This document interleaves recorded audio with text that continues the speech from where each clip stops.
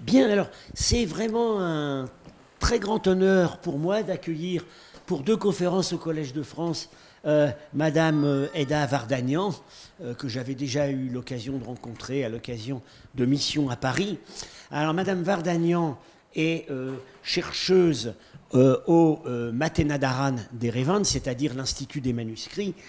Ce n'est pas devant cet auditoire que je vais avoir à présenter le Matenadaran, c'est avec la Bibliothèque des Méritaristes de Venise, le principal dépositaire de la mémoire écrite de l'Arménie, avec la plus riche collection manuscrite. Alors, la spécialité de Madame Vardagnan, bien entendu, concerne les manuscrits, mais elle a un spectre d'intérêt beaucoup plus large. C'est une éminente spécialiste de l'art arménien dans toutes ses manifestations, l'architecture, la sculpture, la peinture, mais c'est également une philologue qui porte intérêt à l'établissement et à l'édition des textes. Alors, depuis fort longtemps, Madame Vardagnan est l'un des principaux passeurs entre la recherche arménienne et la recherche française, car c'est en France qu'elle a soutenu sa thèse en 2001 à l'École pratique des hautes études sous la direction de Jean-Pierre Mahé, qui nous fait le grand plaisir d'être ici aujourd'hui. Et sa thèse portait donc sur le peintre Minas, peintre du XVe siècle. Elle est, depuis 2002, chercheuse associée au Centre d'histoire et civilisation de Byzance, qui est rattaché à l'équipe CNRS Orient et Méditerranée. Et enfin, elle a été chez nous commissaire de plusieurs expositions. Les chemins de l'Arménie en 2007 au Musée arménien de France. En 2012, Reflets d'Arménie, manuscrits et arts religieux, exposition qui s'est tenue au Musée des manuscrits du Mont-Saint-Michel et dont est issu un ouvrage qui a été publié ici, sous sa direction, ici même au Collège de France.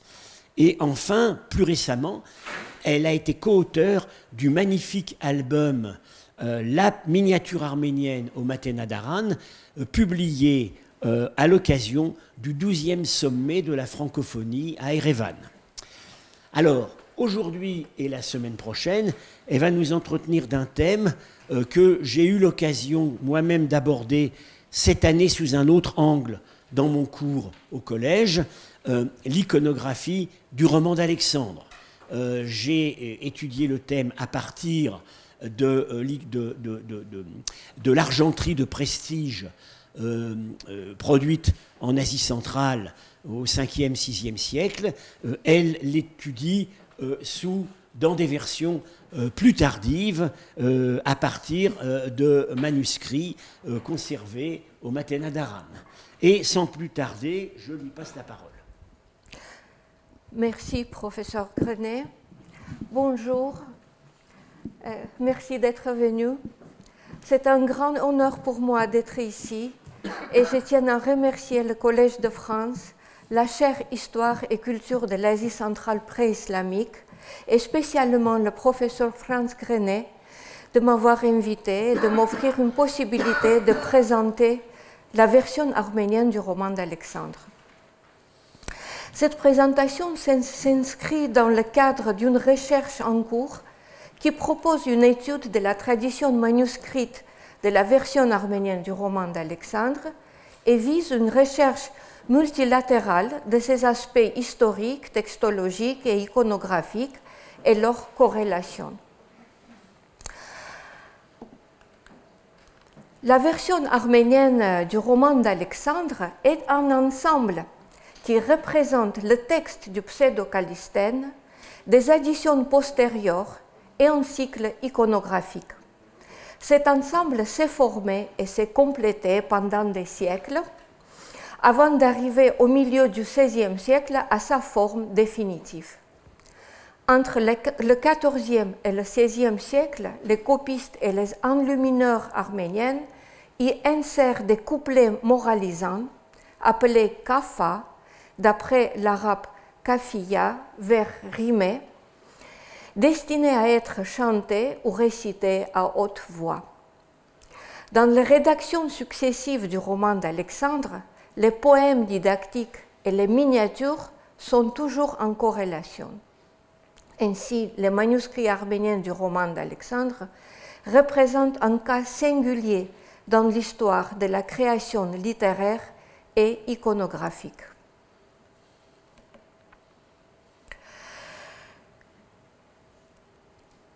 L'existence de la version arménienne du Pseudo-Calistène est un véritable énigme. Le roman a été traduit en arménien dès le 5e siècle, peu après la création de l'alphabet et en même temps que les premières versions de la Bible et des pères de l'Église.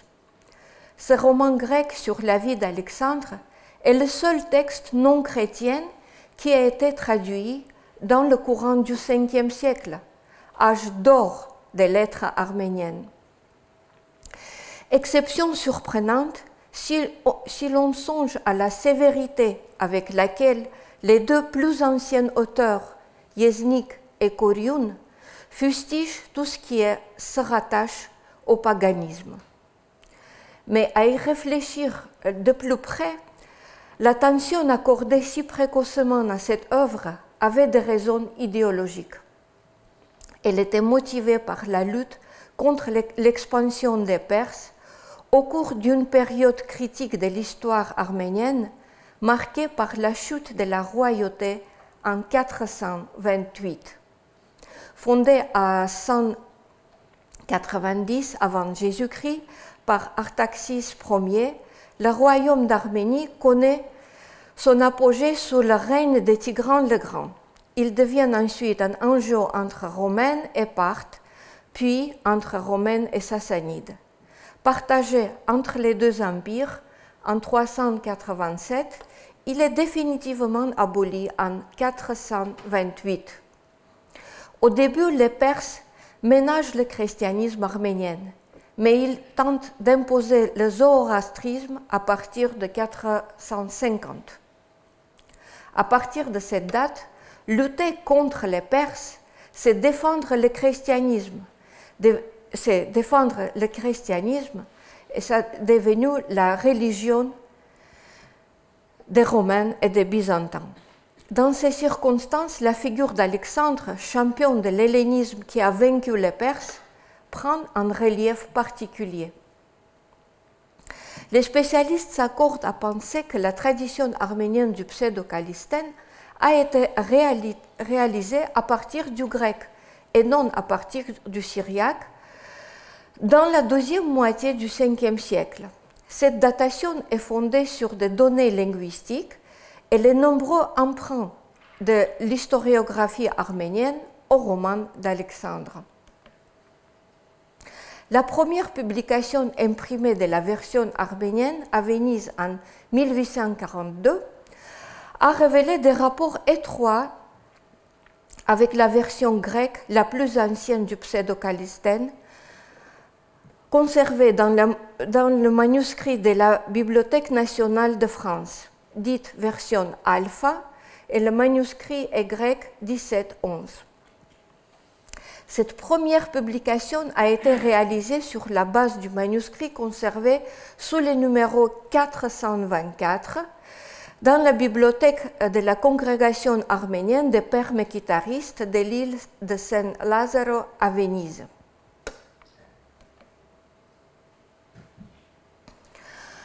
La rétroversion grecque de l'arménienne par Richard Raab en 1896 a permis à Wilhelm Kroll, en 1926, d'établir un texte critique en utilisant la version latine de Julius Valerius, édité par Bernard Kubler en 1888. Cependant, la base codicologique sur laquelle reposait l'édition de Venise était insuffisante. En pratique, elle s'est limitée au seul manuscrit, celui de Venise numéro 424. C'est pourquoi, en 1999, Hasmik Simonian, philologue et chercheur au Matenadaran de Yerevan, a établi une édition critique distinguant 3 recensions principales du texte arménien, A, B, C. La plus ancienne version, c'est la version A. Elle est conservée dans le manuscrit de Venise du XIVe siècle. Le texte B est une variante abrégée et modifiée de la version A. Quant à la version C, c'est une version populaire de l'histoire, une paraphrase en langue vernaculaire datant du XVIIe siècle. Voici quelques données bibliographiques. Albert Volohodjian a fait une traduction anglaise et Giusto Traina une traduction italienne. En 2003, sous sa direction, on a publié l'édition en fac-similé du manuscrit 424 de Venise. On connaît environ 80 manuscrits arméniens du roman d'Alexandre. Le plus ancien, qui date du XIIIe siècle, est celui du texte B, abrégé de A. Vient ensuite le manuscrit de Venise, bon, c'est mieux comme ça, de Venise du XIVe siècle, puis 7 manuscrits du XVIe siècle. Les autres datent des XVIIe, XVIIIe et XIXe siècles. Entre le XIVe et le XVIIe siècle, 13 manuscrits sont enluminés. Cette multitude de témoins laisse pressentir que le texte a remporté le plus grand succès. En fait, la réception arménienne du roman d'Alexandre a connu 2 phases successives, avant le XIVe siècle et après le XIVe siècle. Du 5e au XIIIe, cet héritage antique considéré comme une mine inépuisable de fictions littéraires et de figures rhétoriques a nourri les plus belles créations littéraires. Pour les historiennes arméniennes, Alexandre est non seulement le vainqueur de Darius et de l'Empire perse, mais aussi un héros exemplaire, le modèle du souverain idéal, dont l'apparence et les exploits sont souvent comparés à ceux des rois arméniens. Les commanditaires des manuscrits appartiennent à l'élite ecclésiastique ou laïque, prélats, descendants des dynasties royales ou des familles princières.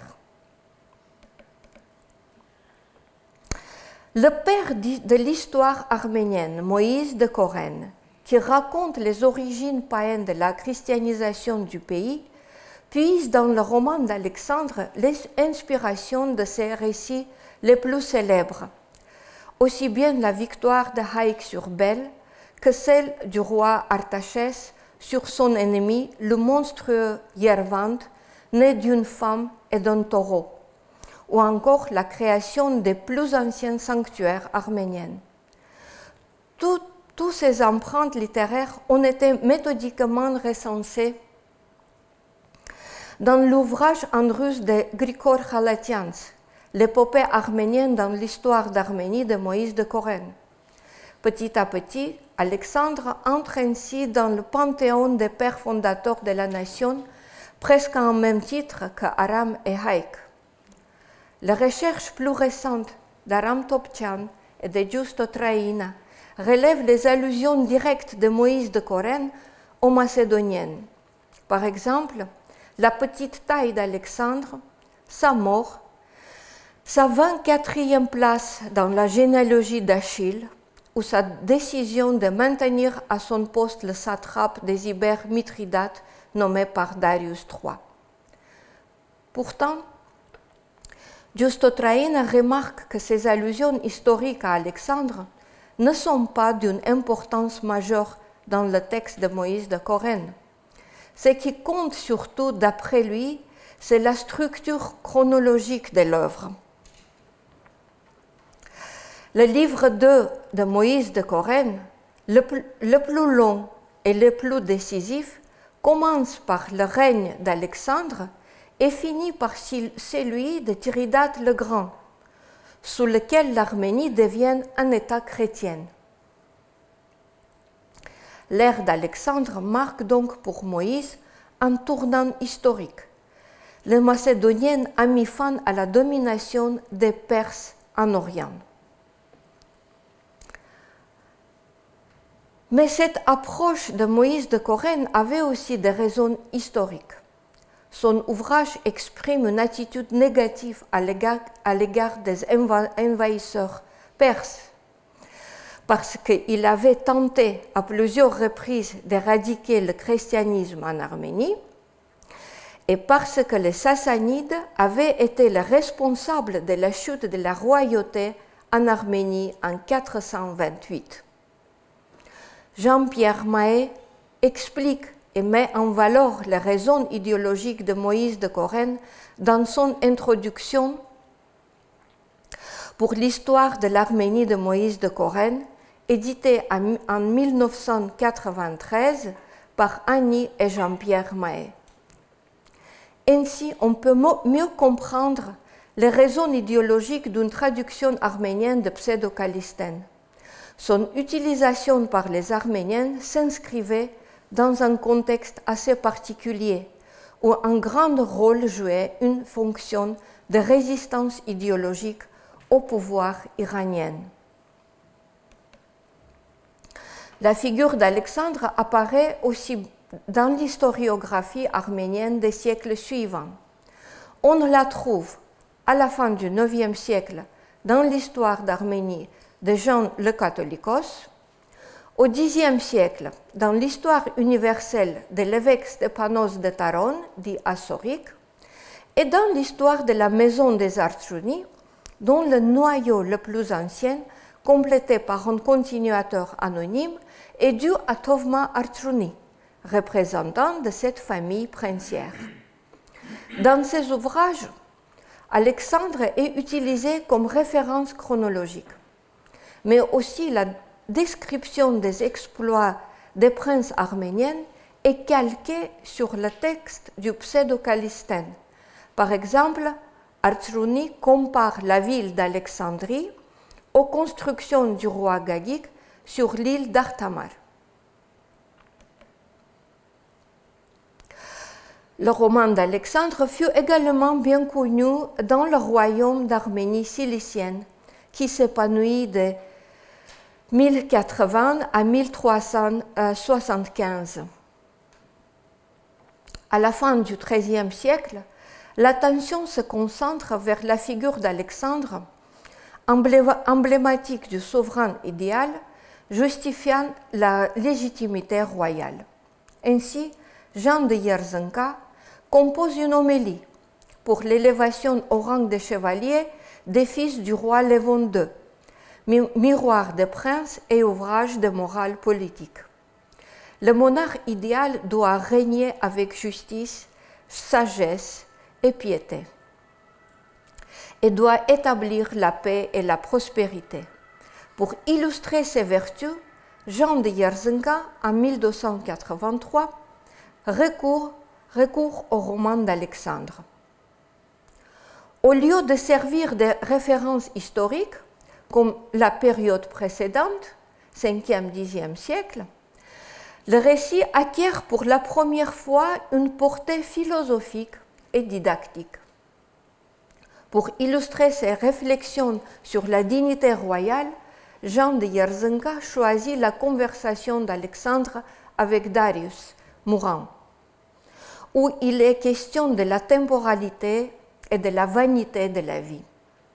Tout est illusoire dans ce monde, car tout sera ruiné par la mort.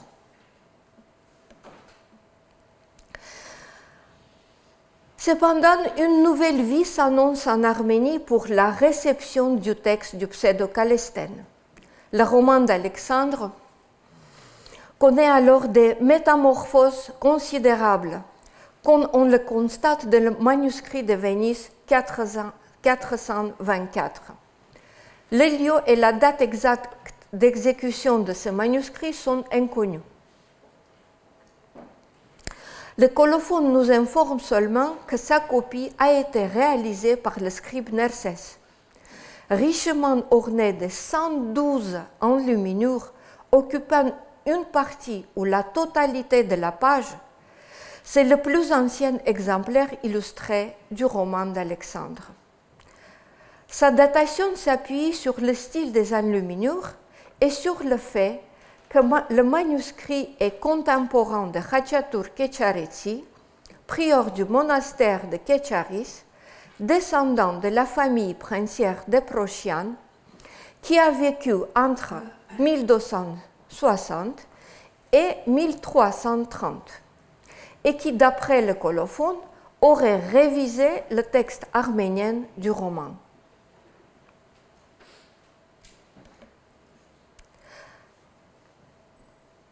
La vénérable traduction arménienne de l'âge d'or est désormais enchâssée dans un somptueux programme iconographique accompagné de prolongements littéraires à la fois novateurs et très surprenants. Ces annexes transforment le roman d'un souverain païen en œuvre chrétienne moralisante qui attribue à Alexandre les vertus d'un roi chrétien idéal.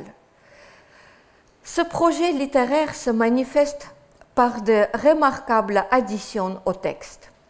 D'un côté, les miniatures de la vie d'Alexandre sont sous-titrées de quelques 150 kaphas rimés, en langue populaire, écrits à l'encre rouge, dans le même cadre que les images.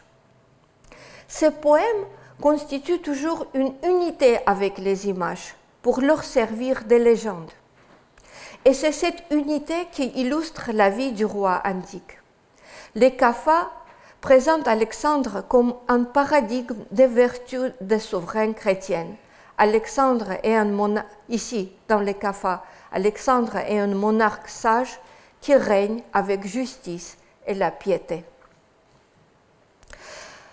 D'autre côté, le récit lui-même est encadré par un dispositif complexe de commentaires savants. Le volume s'ouvre sur un prologue exprimant clairement l'intention du rédacteur. Il s'achève sur 5 lamentations rhétoriques déplorant la maladie et la mort d'Alexandre.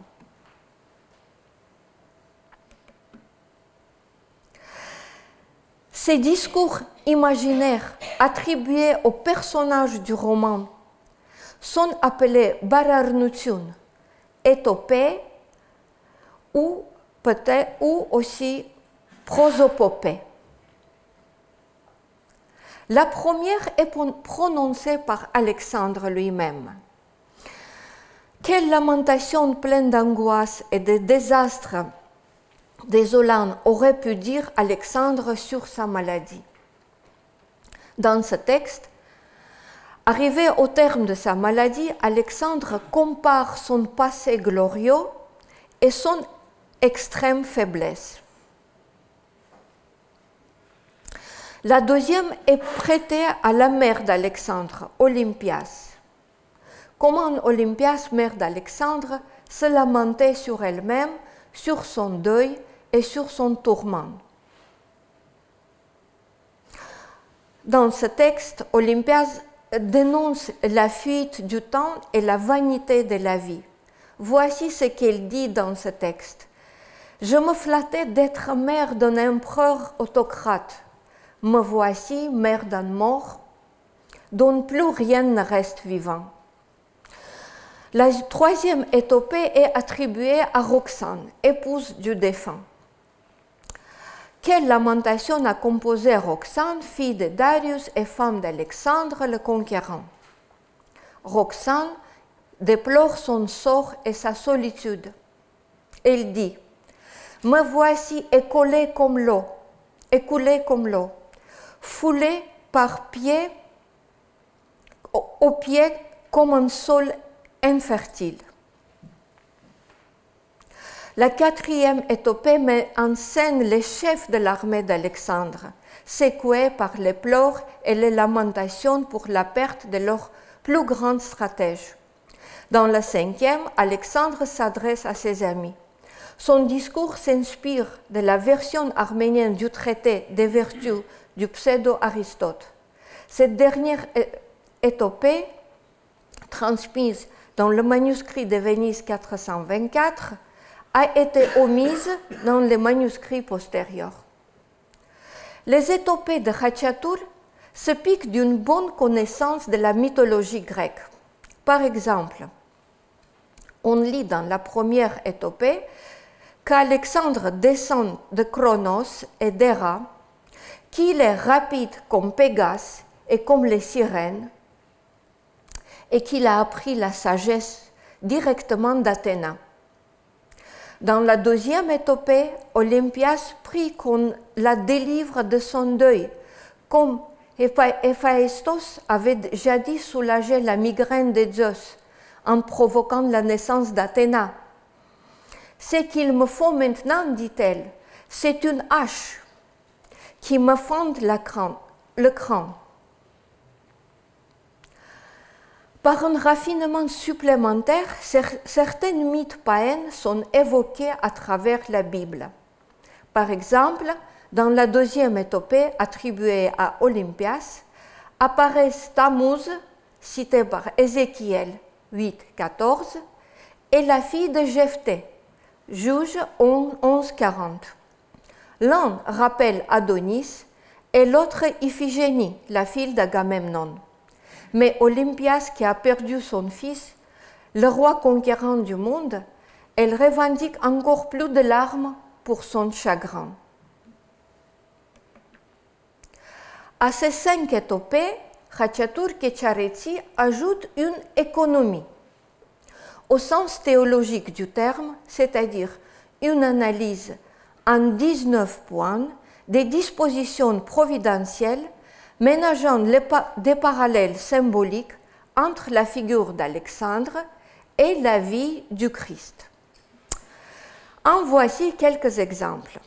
Alexandre est né de l'imposture et des sortilèges du mage égyptien, et le Christ est né pour combattre le tentateur. Alexandre a vaincu Darius et le Christ a vaincu Satan. Les proches d'Alexandre ont décidé de le perdre et Judas a trahi le Christ. Alexandre fut déposé dans un sarcophage d'or et le Christ fut enterré dans un tombeau. Alexandre érigea la ville d'Alexandrie et le Christ regagna le monde lumineux d'Anneau, etc. Il y a 19 points qui comparent Alexandre et le Christ. D'après Khachatur Kecharetsi, tout cela montre, je cite, combien Alexandre de Macédoine, cet homme magnifique, a été le type même et l'image de notre roi céleste Jésus-Christ. Or, pour lui, ces deux rois partagent la qualité de sauveur, l'un pour le salut du genre humain dans son ensemble et l'autre comme image symbolique d'un souverain parfait. Les annexes et le colophon de Khachatur seront recopiés dans des manuscrits postérieurs. Toutes ces innovations apportées au roman d'Alexandre, y compris les illustrations, remontent ainsi à la révision de Khachatur Kecharetsi, qui est contemporain de la copie du manuscrit. La création simultanée des kaphas et des images dans leur ensemble donne à penser que Khachatur lui-même, déjà bien connu comme poète, pourrait être aussi l'enlumineur du manuscrit. Cela est confirmé par plusieurs colophones contemporains. Avec ces kaphas prévus pour les récitations à voix haute, et ces miniatures faites de grandes figures et de vastes scènes, souvent étalées sur des pages doubles, le roman, comme le suppose à juste titre Cristina Maranci, était destiné à être entendu et vu par un vaste auditoire.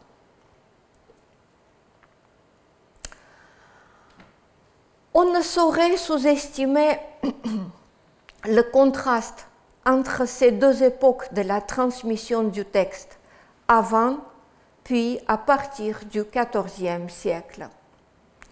Durant la première époque, la version du pseudo-calistène, pourtant bien enracinée dans la tradition littéraire arménienne, garde son caractère d'emprunt à la culture antique, des prestigieuses références étrangères. Quoique elle stimule l'imagination des auteurs, elle ne suscite aucune illustration picturale. Au contraire, à partir du XIVe siècle, le texte connaît une seconde vie, strictement arménienne.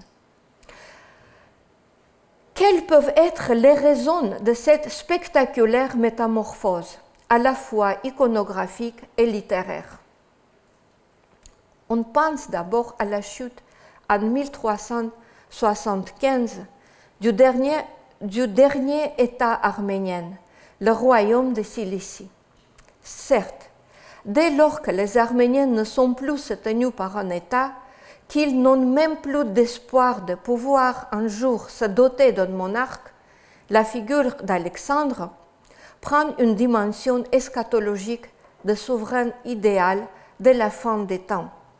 Nous allons discuter ce sujet la prochaine fois. Mais ce n'est pas tout. En réalité, l'évolution littéraire et picturale du roman d'Alexandre a commencé au moins un demi-siècle avant 1375. En effet, le poète et miniaturiste Khachatur Kecharetsi, qui a joué un rôle décisif dans l'élaboration du premier manuscrit enluminé, est probablement mort vers 1330. Bien que les miniatures du roman d'Alexandre gardent la mémoire de l'enluminure cilicienne, un examen plus attentif les relie à l'Arménie du Nord-Est, dont le centre intellectuel et artistique était l'école monastique de Gladzor, dans la province des Sunniques. En se fondant sur l'affinité iconographique et stylistique du manuscrit de Venise 424, avec le manuscrit enluminé dans ce célèbre scriptorium, Tigran Kuyumjan avance l'hypothèse selon laquelle le manuscrit aurait été exécuté à Gladzor. Aux parallèles picturaux s'ajoutent des sérieux arguments philologiques et littéraires. Le monastère arménien de Gladzor était un centre renommé au XIVe siècle qui avait le statut d'université. Son programme d'enseignement était basé sur les 7 arts libéraux.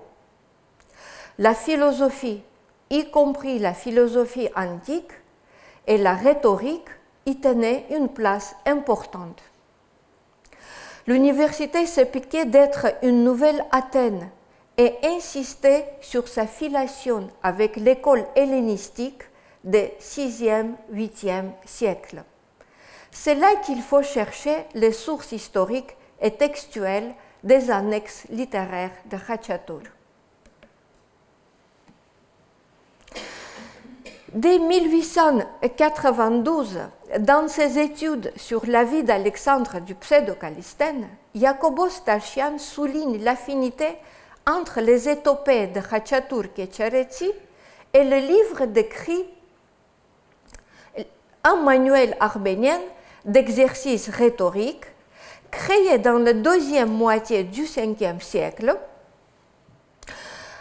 sur la base des progymnasmata, exercices préparatoires d'Aftonios. L'auteur anonyme de ces recueils utilise plusieurs passages d'Aftonios en ajoutant en même temps des exemples et citations tirées de la Bible arménienne.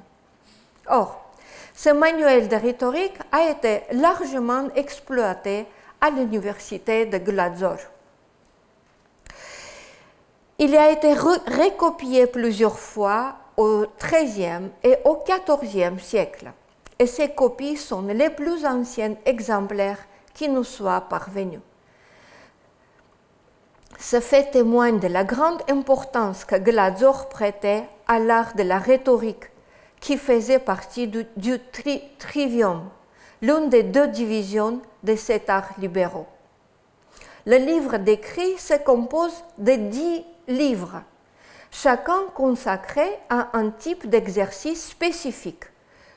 Vous voyez les titres de ces livres sur l'écran. Le titre du premier livre a donné son nom à l'ensemble du recueil. Le livre 8 s'intitule « Définition de l'étopée ».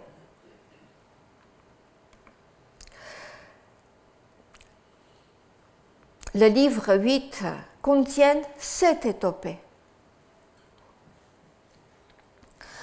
Quel mot prêter à Adam lorsqu'il sortit du paradis? Quel mot prêter à Joseph lorsqu'il fut vendu par ses frères? Quel mot prêter à David lorsqu'il eut tué Goliath, etc. Les ajouts de Hachatur Kecharetsi montrent l'influence du livre d'écrit, avec parfois des parallèles directs aussi bien dans les étopées que dans les kaphas. En outre,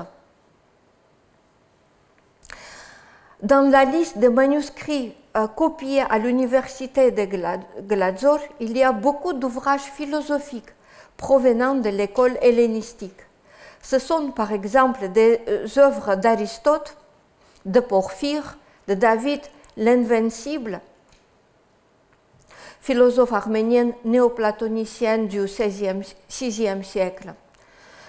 Tout porte une forte empreinte aristotélicienne.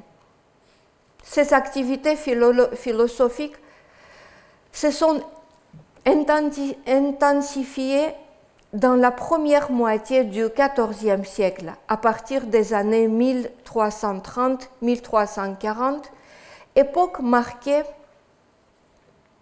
par d'autres circonstances importantes, comme la propagande romaine des uniteurs dominicains.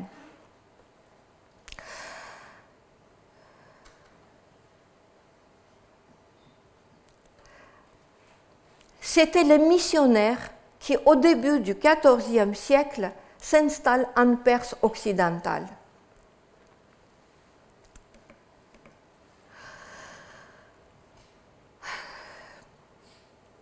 L'un des 3 sièges épiscopaux catholiques, celui de Maragha, au nord-ouest de Tabriz, jouait un rôle important dans les relations avec l'Arménie. L'évêque de ce siège, Barthélemy de Bologne, connaissait aussi bien le persan que l'arménien. Il avait une grande réputation de savant auprès des docteurs arméniens, en particulier dans l'université de Glazor. Voulant convertir les Arméniens au catholicisme romain, les missionnaires avaient apporté un nombre considérable de textes théologiques, liturgiques et philosophiques, traduits en arménien. Vous voyez une partie de ces œuvres. Expliquons en 2 mots la nature du conflit.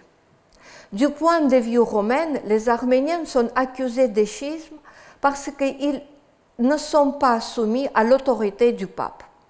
Ils sont aussi qualifiés d'hérétiques parce qu'ils soutenaient que le Christ ne porte en lui qu'une seule nature. Du point de vue arménien, le lien qui reliait leur Église aux églises des autres nations ne repose pas sur une base juridique, mais sur la charité. Les frères unitaires, instruits à la cour pontificale d'Avignon, où on leur avait enseigné l'arménien à des fins missionnaires, sont arrivés en Arménie munis d'armes redoutables, comme la traduction arménienne de la Somme théologique de saint Thomas d'Aquin et de plusieurs autres œuvres scolastiques que vous voyez. L'efficacité de leur enseignement permit aux missionnaires romains de gagner à leur cause quelques intellectuels les plus éminents. Ainsi, Hovhannes Kernetsi, converti au catholicisme, rejoignit les uniteurs dans l'une de leurs forteresses, l'abbaye de Tzorzor. Non seulement les élites étaient atteintes, mais le peuple risquait de les suivre en masse.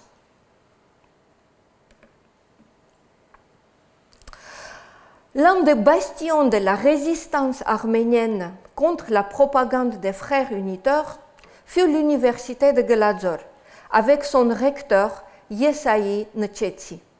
Son portrait est représenté dans une Bible copiée et enluminée pour lui-même en 1318 à Glazor. Au départ, il avait favorisé la propagation des ouvrages occidentaux dans le but d'élargir la connaissance des sciences. Mais quand les missionnaires commencèrent à gagner à leur cause des brillantes intellectuelles arméniennes, Ntchetsi devient le défenseur le plus ardent de la théologie de son Église nationale. C'est dans ce contexte que Khachatur Kecharetsi a commencé la révision du pseudo-Calistène. Comment les expansions du roman d'Alexandre ont-elles pu contribuer au mouvement anti-unitaire? Les miniatures et les kafas qui leur servent de légende s'adressent à un vaste public. C'est l'antidote aux exemples des prédicateurs romains, aux fables et aux apologues dont ils nourrissent leurs sermons, comme l'a fait par exemple Barthélemy de Bologne. L'économie et les épopées sont des modèles pédagogiques visant à entraîner les jeunes théologiennes aux exercices dialectiques inspirés par du manuel rhétorique intitulé Livre d'écrit, qui, comme nous avons déjà vu, nous est parvenu exclusivement par les manuscrits copiés à Glazor. On voit donc que la métamorphose du roman d'Alexandre vise à renouveler l'équipement stratégique des Arméniennes, à inspirer et à populariser la réplique dialectique que les théologiens arméniens apostoliques, et notamment ceux de Glazor, opposeront bientôt avec succès aux arguments des dominicains. En même temps, le XIVe siècle est marqué par une crise politique. Le royaume arménien de Cilicie tombe en décadence, tandis que l'Arménie majeure est sous domination étrangère. Le roman d'Alexandre répondait aussi aux aspirations de tous ceux qui souhaitaient le rétablissement de la souveraineté arménienne et d'une gouvernance parfaite qui apportait la paix et la justice. Le cycle iconographique du roman d'Alexandre et les kafas qui l'accompagnent deviennent l'une des expressions symboliques de ces rêves. Le sens global du roman d'Alexandre arménienne est la nostalgie d'un royaume perdu. Alexandre, conquérant païen d'autrefois, fait figure, 2 millénaires plus tard, auprès de ses admirateurs chrétiens, d'un monarque idéal de la fin des temps, cristallisant l'espoir d'une royauté libératrice. La prochaine fois, nous verrons en détail les manuscrits illustrés. Comme j'ai dit, ils sont 13. En situant chacun d'eux dans son contexte historique et politique pour constater que leur production est liée au changement d'orientation politique de l'époque. Nous ferons connaissance avec les commanditaires qui évoquent la gouvernance parfaite d'Alexandre et le langage artistique dans lequel ils traduisent cet idéal. Merci.